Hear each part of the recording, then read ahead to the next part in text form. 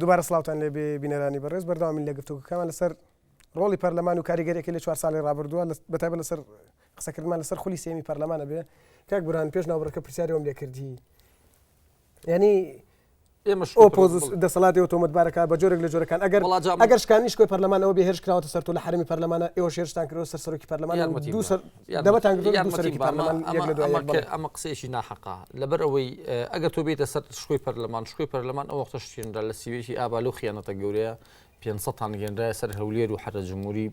ئێستش بڕۆ سێ بینەی پەرلەمان کە گول لە تۆپ و فیشەکان ئاسارەکەی پێوە دیارە حرمی پەرلەمانە وەختە شکا بەپی مادەینەوەیەکی پەیڕەوی ناوخۆ ئەبێ هێزێک پەرلەمان خۆی تەشکیلی بکە حیمایی پەرلەمانکە ئەم تا ئێستا لەشکری ئەرەزی پارتی لەبەردەسایە لەبەرەوەی تا ئێستا هەولێر وەکو داگیرکەیەک پارتی مەعامەلی لەگەڵاکە وەکۆی داگیری کردی بێ ئەم شوێنە ئەچیتە بەردەمی هەموو دەوایری خەڵک چەکدار بە کلاشنکۆفەوە وەستاوە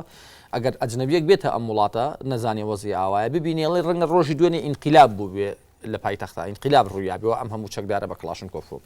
شکۆی پەرلەمان تۆ باسی ئەوەکەی دەبە هاویشرابێت دەبە کاشی بەڕێزم وەختی حادیسی من ڕوویە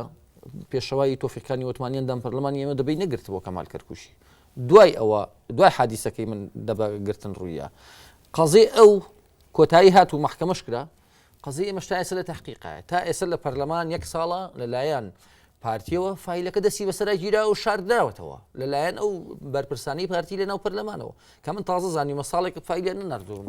شکۆی پەرلەمان چییە شکۆی پەرلەمانەوەیە تۆ نوێنەری خەڵکی هاوڵاتیانی ئەندام پەرلەمانی کە نووسراوێگەکەی دەست بەجێ لە ماوەی ساعات 2 ساعت نەک بە 4 باش یارمەتی بە من شکانی شکۆی پەرلەمان تا ساعت وەختش بەردەوامە یارمەتی بە من ئەمە شکانی شکۆی پەرلەمان تا ئەم ساعت وەختە بەردەوامە کەواتە وەکو ئۆپۆزیسیۆن چیەکەن لێ خەڵکەڵێ من دەنگم داوا بە نوێنەرەکانم لەوێ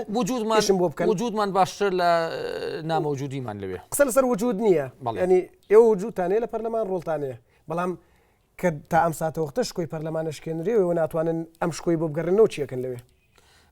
ئێمە پێشتر وەزئی پەرلەمان هەر زۆر خراپ بوو کەس ئاگاداری نەبووە چی ڕۆیە و چی ڕوونایە بەڵام ئێستا ئەگەر نیسبەتێکی کەم باش بوو بێ بە حکمی ئۆپۆزیسیۆن باش بوو تاوان ئێمە وجود ئێمە لەوێ و لە دوار ڕۆژی شەو لە مستەقبەلا لە دوای انتیخاباتە هەر لەوێ بۆ ئەوەیە باشتری بکەین حەقی خۆشمانە ئێمە بەرنامەیەکمان هەیە ئێمە پەیڕۆ پرۆگرامێکمان هەیە ئیمانمان بە سیستەمێکی پەرلەمانی و سیستەمێکی حکومی کارایە لە وڵاتە حەقی خۆمانە ئیشکەین لەسەر بەرنامانە دوو پێنج تەلەفۆنی وەرەگرینەوەگەڕێم وڵات دانا محەممەد لە چەمچەمان لەگەڵمانەیە کاک دانام کاتت باش فەرموو شتان باش بە خێراتنی میوانە بەڕێزەکە دەکەم شەوت باش و زۆر سپاس بەڵێ من پێم وایە پەرلەمانی کوردستان هێندەی دەستگایەکی حیزبی بووە هێندە دەستگایەکی نیشتیمانی نەبووە هەر بۆیە پەرلەمانی کوردستان هێندەی خزمەتی هەردوو حیزبی دەسەڵاتداری کردووە ئەوەندە لە بەرژەوەندی کۆمەلگای کوردی خزمەتی نەکردووە بۆیە من پێم وایە هەتا لایەنەکانی ئۆپۆزیسیۆن دەسەڵات نەکردنە دەست پەرلەمانی کوردستان شکۆی بۆ ناگەڕێتەوە و نابێتە دەستگایەکی نیشتیمانی و لە ئیفلیس بوون ڕزگاری نابێ زۆر سپاس بەڵێ دانا محەممەد لە چەمچەماڵەوە زۆر سپاس بۆ پەیوەندەکەت کاروان عەتا لە سلێمانی لەگەڵمانەیە کاروانم کاتت باش فەرموو سپاسەکەم سەلامەت بێم کاتی خۆ باش بە خێراتی میوانی بەڕێزەکەم سپاسەکەم ئەمێ ئەوە بڵێم سپاسەکەم بۆ ئەو گەنجانەی کە ئەمڕۆ هاتوونەتە ئۆپۆزیسیۆنە و پەرلەمانیان پێ ناسانی شکۆی پەرلەمانیان پێ ناسانین هەر ئەوە ئەڵێم تەنها سپاسی ئۆپۆزیسیۆنەکەین کە گەنجی ئەم ڕۆژەیان ئاگادار کردەوە لەوەی کە دەسەڵات چی ئەکا بە گەنجان و خەڵکی کوردستان ئاگادار بووە سپاستان ئەەکەم هیچ شتێکمان ناوێ ئێمە وەکو گەنج ئەوەمان ئەوێت تەنها سپاسی نەک گۆڕان نەک کۆمەڵ هەموو ئۆپۆزیسیۆن ئەەکەین کە ئەو گەنجانی ئەمڕۆ لە پەرلەمان حەقی ئەم گەنجانە وەرگرن کە تێ بگەن چی ئەکرێت لە کوردستانە و چی ناکرێت سپاستانەکەم بەڕێزن بە خێرات میوانەکانتانە سپاس بۆ پەیوەندەکە دیارە هەردوو پەیوەندەکە ڕخنەبوون لە فراکسیۆنی دەسەڵات لە پەرلەمانی کوردستان بەڵام بەداخەوە نوێنەرەکان ئامادەنیە لە بەرنامەکەەوە سەرڕاوی بڵێندا ئامادە بێ بەداخەوە وەڵاممان دەست ناکەوێت بۆ ئەو ڕخنانە کاک بورهان دەگەرم وڵای جنابەت 21 هەڵبژاردن لە هەڵبژاردن بۆ پەرلەمانی کوردستان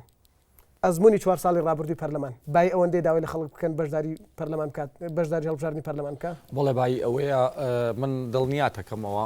ئەگەر عملی تەزویر نەکرێ لەم هەڵبژاردنە ئۆپۆزیسیۆن بە حەقی خۆی ئەگاتە دەسەڵات ئەگەر عملی تەزویر نەکرێ بەڵێ ئەوەش ئەو سەوتە زۆرش کە ئۆپۆزیسیۆنی هێنێ بەری ڕەنجی 4 ساڵی پێشوێتی حەقی خۆیەتی بە تەمای زۆر لەوە زیاتر بێت دەنگان بەڵام بەداخەوە وەک جەنابێ ئەزانی بە دێها هەزار ناوی مردوو لە تۆمارەکانی دەنگدانایە و ناوی مکڕەرێکی زۆر لە تۆماری دەنگدانایە داخلی و خارجی و ئەگەر ئەمە چاودێری نەکرێت یا شێوە بۆ باسی مردووەکەن ینی هەموو مردوانە پارتین یاەکێتین بەشێکی بەڕێزم کێشەکە ئەوە نییە تۆ ئەچی بۆ مردووەکە و دەنگی خەڵک ناچی بۆ مردوەکەی دەنگوە ئەمە لە دوای سەعات دوو قافیلەی گەڕۆکێ هی دەنگان ئەم قافیلێ مجموعەیە هێزە لە سیارا بە قافیلا گەڕێ محەتە بە محەتە دەنگەیە کۆمسیۆنی سەربەخۆی هەڵبژاردنەکان بێلایانی خۆی لە دەستداوە پەرلەمان لە 4 ساڵی ڕابردووانە ئەتوانی بە یاسا کار بکا بۆ یا تەزویر بەو ئاستی کە باسیکردن نەبێت ئەیتوانی هەرێم کاتە سێ بازنە ئەیتوانی بیکا بە نظامی ئەوە ئەتوانی لە سەرۆگایەتی پەرلەمان بپرسی لەبەرەوەی ئەم ساڵ لە مانگی 4 و 5 پرۆژەیەک هەبوو بۆ تەڵەبێکە بوو بۆ تحقیق لە زیادبوونی تۆماری دەنگدەران بەڵام نەیان کرد زۆر درەنگ لیژنەکەیان تەشکیل کرد بۆیە بۆ ئاڕاستێشکا بەڵام ئەوەی کە تۆ بیاساشی پەرلەمانی کوردستان بۆ نمونە چەند مادەیەکی قانونی هەیە دەری کردووە کۆمسیۆن مقید نییە پێوەی بۆ نمونە مادەی هەشتی یاسای هەڵبژاردن مادەی هەشتی یاسای هەڵبژاردن ئەڵێ مدیری محەتات پێویستە خەڵکی حقوقی بێ قازی نایبی مودەی عام محامی حقوقی باقی ئەندامانی مۆزەفەکانی محەتەی دەنگان پێویستە نوێنەری لایەنە سیاسیەکان بن لەگەڵ نوێنەری لایەنە سیاسیەکانە عقدکا و تەعینیان کە بۆی چاودێری عملی هەڵبژاردنکەن بەڵام کۆمسیۆنی سەربەخۆی هەڵبژاردنەکان تا ئێستا مادەی جێبەجێ نەکردووە ناوێ نوێنەری لایەنە سیاسیەکان لە محەتەکان یارمەتی ئەڵێ محەتەکان قەرەباڵ بێ کۆمسیۆن ئەڵێ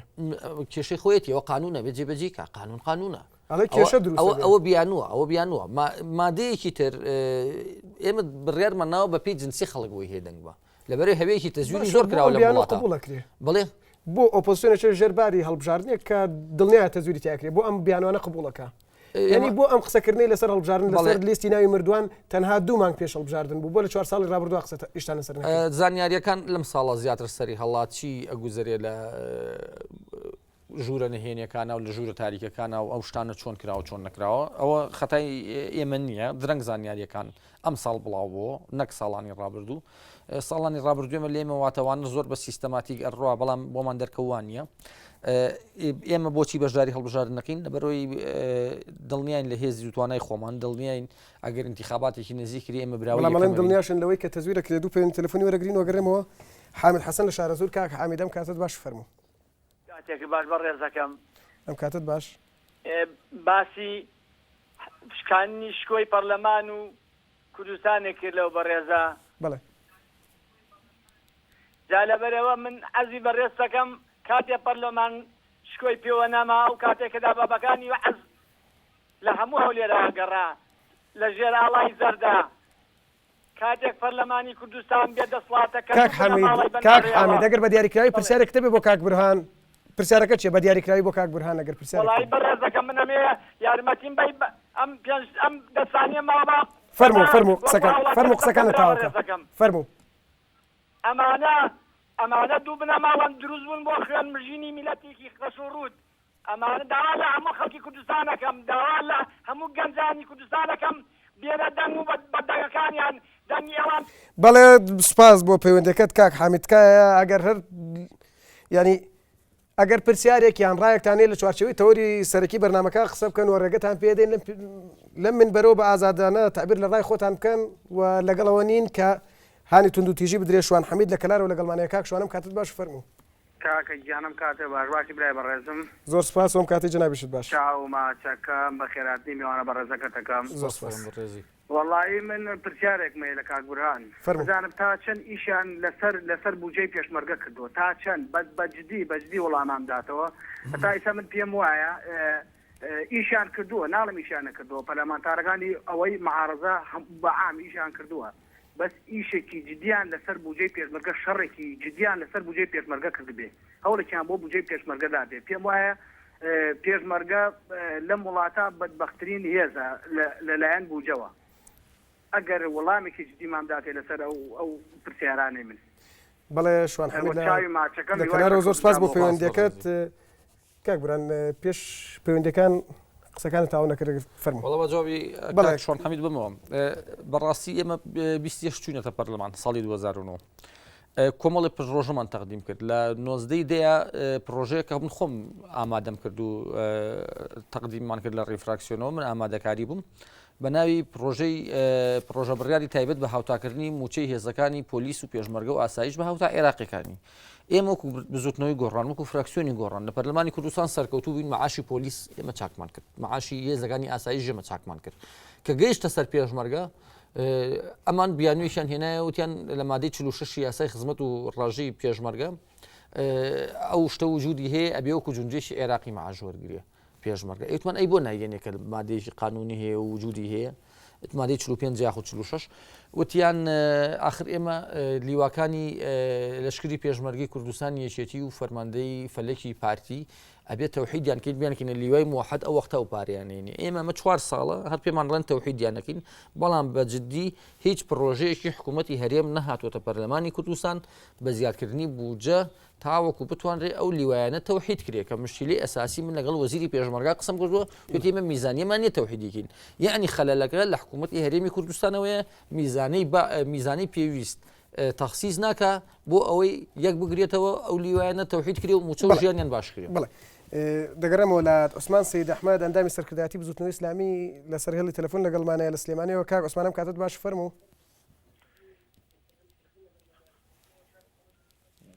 سڵاوی خۆی گەورەتان لێبێ بەڕێزم سڵاو لە جەنابیشت دەستخۆشی بەرنامەکەت لێ یەکەم زۆر سپاس پێم خۆش بووە هەڵەیە بۆ کاک بورهان ڕاست بکەینەوە کە بزوتنەوەی ئیسلامی لە پەرلەمانی کوردستان خاوەنی 2 کورسیە و ئەو بودجەیە کە لە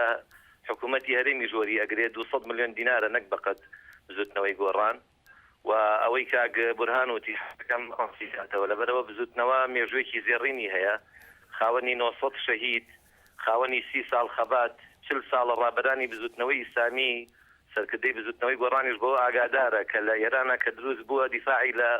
میلەتی کورد کردووە لەو زوڵم مستەمەی بەعسیە دڕندەکان بەرامبەر میلەتی کوردیان کرد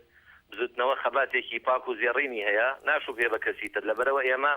خاوەنی 200 ملیۆنین حیزبیکە بۆ بە حەو حیزب بۆ یەک کورسی پەرلەمانیێناوە 400 ملیۆن دینار وەرەگرێ جا لەبەرەوە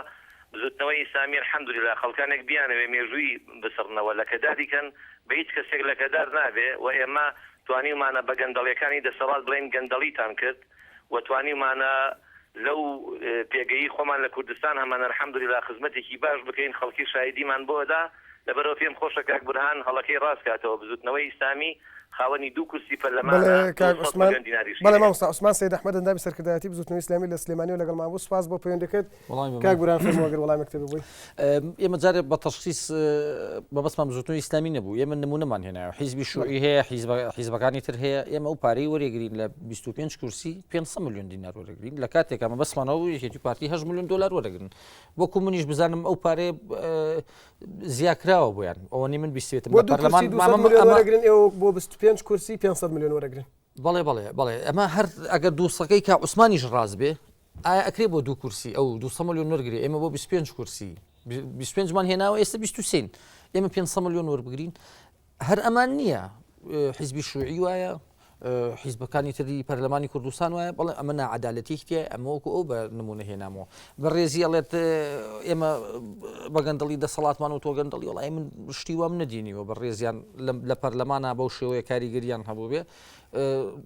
ڕقەمەکەی هەرچەنێ بێ من بەستم ئەوە نەبوو 200 وەرەگریا 400 وەرەگریا 500 بەستمەوە بۆ ناعەدالەتیەکی زۆر گەورەیە یەکێتی و پارتی بەو شێوەیە تەوجیهی دەعمی ئەحزابەکەن ئەگە بۆ حسابە بێ ئەبێ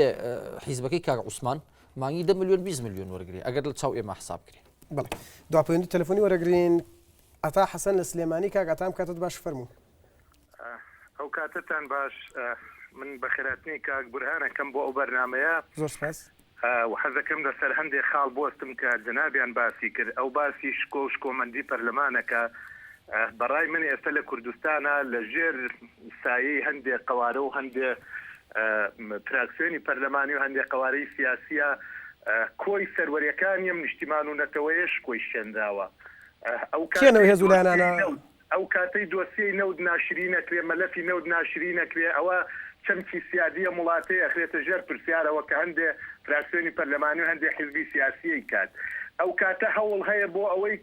کوردستانێکی دەستوری نەبێت تاخیرکردنی پرۆسەی سەربەخۆبوونی ئەم هەرێمەیە ئەمانە شکاندنی شکۆ و کەرامەتی تاجی کوردیشە نەکرد سەروەری نیشتیمان کاک بورهان لە ئێستەوە باسی نەتایجی هەڵبژاردنەکە من حەزەکەم فکری بخەمەوە لە کۆی ڕۆژهەڵاتی ناوەڕاست ئەو حیزبانەی کە لە انتخاباتە دۆڕاون ئەڵێن تەزویر کراوە بە ناشەرعی دایانێن فراکسیۆنەکەی کاک بورهان تەوقیعی لەسەر نەتایجی بەڵێ کاگاتا حەسەن لە سلێمانی لەگەڵمان بوو داپەیوەندی تەلەفۆنی بوو کاک بورهان ڕخنەکانی کاگاتا ڕخنەی تون بوون بۆ ئەو ئۆزمونی ئۆپۆزیسیۆن کە باست کرد زۆر لە ماسایە جواب بێ مەڵێ شکوی پەرلەمان شکاوە با بە شکوی پەرلەمان وەختی شکاکە چەندەها قانونی دەرکردوتە جێبەجێ ناکەی کە بڕیاری ژمارە دوی شاردوێتەوە ئەڵێ دەستور بگەڕێتەوە ئەڵێ وەڵامی ئەوە شتێمەوە ئەڵێ کوی سەروەریە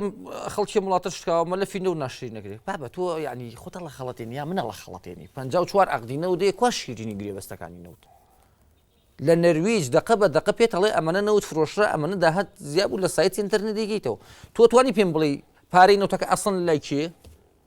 لە لای چی مەسوولێکی پارتی وێکێتیە باسی یارمەتیم بە باسی ئەڵێ ئێمە بەهۆی دەستورەوە تاخیری سەربەخۆکردنی ئەم هەرێماکەین کاکە تۆ دەستوریەکە نووسیوە بۆ حکمی پاشایی دیکتاتۆری تۆ لە پەرلەمان بۆی هەموار یارمەتیم بە حیزبەکەی ئەو لە 76 دەور و تەسیرێکی ئەوتۆی نەبووە بەهۆی خراپی ئادای یەکێتی و حیزبەکەی تۆ بۆ باڵا دەست تۆ چیت هەیە تا داوای حکمی پاشایەتی لە منەکەی تۆ دەبابەی تورکرد نهێناوە دەبابەی بەعسد نهێناوە لەشکری ئێرانە نهێناوەتە سەر ئەم وڵاتە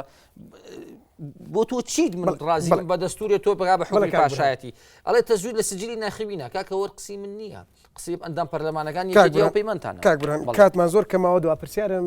بە کورتی وەڵام بدەیتەوە ئێوە کە داواکەن لە خەڵک بچێ بۆ دەنگدان بۆی نوێنەری پەرلەمان هەڵبژێردن بچێتە پەرلەمان ینی چۆن ئەم داوای لە خەڵکەکەن کاتێکەڵێن پەرلەمان شکۆی شکێنراوە چۆن ئامادەن لە پەرلەمانەکە بمێنەوە کە شکۆی شکێنراوە چۆن داوا لە خەڵکەکەن بچێ بەشداری هەڵبژاردن کا زۆر بە کورتی تکایە ئێمە شتەکان بە مطلق وەرناگرین بە شێوەیەکی ڕێژەی نسبی وەرێگرین ئێمە بڕوامان وایە لە پەرلەمانە وجودمان ئیشی زۆر باشمان کردووە بودجەمان زۆر جار بودجە تعدیلاتی تیاکراوە هەموو ساڵێ لەسەر ڕێی ئێمە بەهۆی ئەوەی کە ئەو پێڵێ شکۆشکانن بۆ نمونە معاشی پۆلیس و ئاسایشمان زیاد کردووە ئەوەی ئەو پێڵێ شکۆشکانن قانونی زیندانی سیاسی مەشروعی ئێمە بۆ ئیمتیازاتی زیندانی سیاسی یاسای کە مندام و خاوەن پێداویستی تایبەتی ئێمە بووە بەڵێ کاک بورهان ڕەشید ئەندامی فراکسیۆنی گۆڕان لە پەرلەمانی کوردستان زۆر سپاس بۆ ئامادەبوونتان دیسان بەداخەوە لێمەوە بڕیار بوو دکتۆر سەرۆر عەبدوڕەحمان ئەندامی پەرلەمانی کوردستان لە پشکی یەکێتی نیشتمانی کوردستانی لە فراکسیۆنی کوردستانی بڕیار بوو لە بەرنامەکە ئامادە بێ بۆی لە ڕوانگەیەکی جیاوازەوە گفتوگۆ لەسەر بەرنامەکە بکەین بەڵام بەداخەوە ئامادە نەبوو تەوەری ئەم شەومان گفتوگۆ کرد تا هەفتەی داهاتوو چوارشەمەی داهاتوو بەرنامەیەکی تری تەبا و ناتەبا کاتێکی خۆش بۆ ئێوە خواتان لەگەڵ شەوتان شاد